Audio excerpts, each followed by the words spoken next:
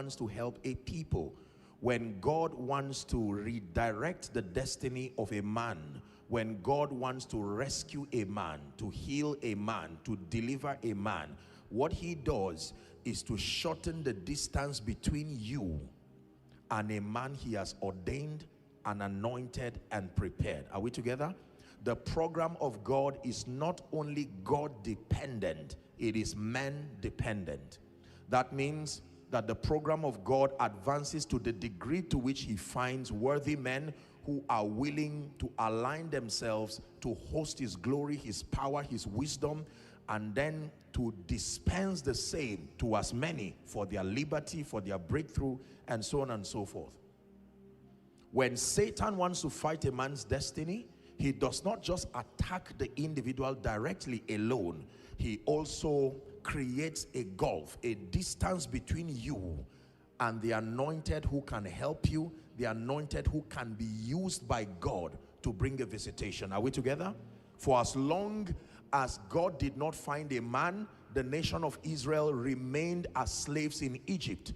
But when God found a man, then their exodus became a possibility. Psalm 89 and verse 20 says, I have found David my servant, and with my holy oil I have anointed him. And then he begins to read out his mandate. In Jeremiah chapter 1 from verse 9, from verse 5 to 12, he's speaking to the young boy Jeremiah, revealing his prophetic mandate, that whilst you were in your mother's womb, before thou camest forth, I called you and I ordained you to be a prophet even unto the nations. And he said, see, this day, verse 10, I have set you above kingdoms. Jeremiah 1 verse 10 to 12, I've set you above kingdoms and above nations, to tear down, to root out. Jeremiah 1:10, to root out, to tear down, and so on and so forth. He began to read for him a manifesto of that which was his preordination.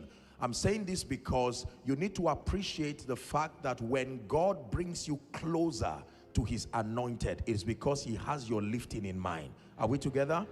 God will always use men as rescue systems to help men. Satan will always use men as instruments of destruction. Satan has men too. The Bible tells us to be delivered from wicked and unreasonable men. It says, for not all men have faith. There are people who have made themselves agents of darkness. When they get into your life, they manifest the characteristics of Satan. They steal, they kill, and they destroy.